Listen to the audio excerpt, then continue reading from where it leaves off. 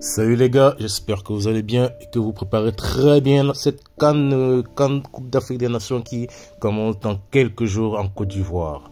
Et le site d'analyste très bien reconnu Opta a essayé de faire un petit classement là pour les différentes équipes qui sont des favoris pour cette CAN. Et on commence tout de suite avec le Sénégal qui a 12,8% de chance de gagner cette Coupe d'Afrique des Nations 2024.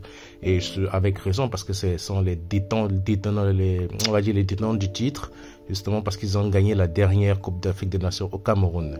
Le deuxième, c'est la Côte d'Ivoire avec 12,1% parce qu'ils sont justement le pays organisateur et que c'est pas facile justement de battre le pays qui organise la CAN, car ceux-ci sont vraiment déterminés et motivés à en découdre avec toutes les équipes qu'ils rencontreront. Le Maroc avec 11,1%, ici on peut croire que c'est justement grâce à leur parcours en Coupe du Monde, c'est les derniers demi-finalistes africains justement en Coupe du Monde 2022, et c'est avec logique parce qu'ils ont une très bonne équipe, une très bonne on va dire ambiance dans l'équipe, donc à voir aussi ce qui va se passer. Comment ne pas parler de l'Algérie avec 9,7%, ils sont toujours favoris dans les compétitions majeures en Afrique, donc espérons que cette fois-ci ce sera la bonne pour eux. On a l'Égypte, comment on n'est pas aussi par l'Égypte avec 8,5%, qui sont eux à 7, ils ont 7 CAN, justement 7 étoiles sur le maillot, donc ils sont toujours favoris quelle que soit la compétition qui se passera justement sur le continent africain. L'Égypte, si elle fait partie de cette compétition, sera toujours favorite. On a le Nigeria à 8%. Malheureusement, le Nigeria est une très grande nation de football, mais n'arrive toujours pas à se sortir depuis un certain nombre d'années. On ne sait pas trop ce qui se passe, mais bon. C'est bien beau d'avoir des individualités. Bon, on sait très bien que le Nigeria a une pléthore de joueurs, de très bons joueurs, surtout en attaque, mais les résultats ne suivent pas. Espérons que cette année sera la bonne également pour eux. Il y en a le Cameroun avec 7,4%. Cameroun qui a gagné sa dernière CAN justement en 2017 au Gabon. Espérons que cette année, ils feront beaucoup mieux. Mais une fois de plus, le Cameroun ne va pas favori dans cette compétition. Et laissez-moi vous dire, c'est quand le Cameroun n'est pas favori dans une compétition, justement qu'elle tire son épingle du jeu. Donc, force aux Camerounais, force à nous, on ira jusqu'au bout.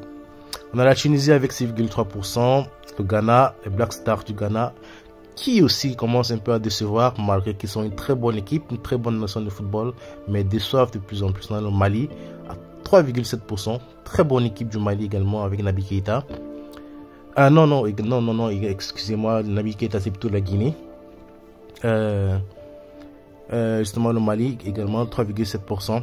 Espérons que eux aussi ils vont faire une très bonne rencontre. On a RD Congo 2,4%, l'Afrique du Sud 2,1%, le Burkina Faso, le pays des hommes inter avec 1,9%, la Guinée avec Guirassy de Stuttgart qui plante but sur but, Naby Keïta et beaucoup d'autres joueurs 1,5%, la Zambie 1,4% qui a récemment fait match nul avec le Cameroun en match amical, un but partout, le Cap-Vert 0,9%, la Guinée-Bissau 0,8%, la Guinée équatoriale 0,8%, la Gambie qui est dans la poule justement du Cameroun et du Sénégal et de la Guinée également 0,6%, la Tanzanie 0,6%, Mauritanie 0,6%, la Mozambique 0,6%, l'Angola 0,5% et la Namibie carrément pas favori pour cette CAN 0,5%.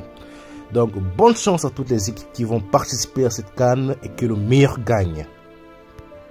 Et on finit avec la bonne nouvelle pour les Madrilènes, Eder Militao, et on passe de rejoindre justement l'équipe. Il est dans la dernière ligne droite justement de rejoindre, dans la dernière ligne droite de sa convalescence, de sa guérison. Il rejoindra l'équipe très bientôt. C'est une très bonne nouvelle pour le Real Madrid et pour les fans du Real Madrid et également pour Eder Militao, sachant que celui-ci avait les ligaments croisés au début de la saison. Tout le monde l'avait enterré que c'est fin de saison, généralement c'est fin de saison pour le joueur. Mais force est de constater que celui-ci est dans la dernière ligne droite de sa récupération et que très bientôt il sera avec le groupe et l'équipe merengue pour les prochaines échéances. À savoir aussi que Thibaut Courtois également a déjà repris ses entraînements sur le terrain. Donc très bonne nouvelle pour les Madrilènes. Sinon les gars, abonnez-vous et bonne CAN à tous.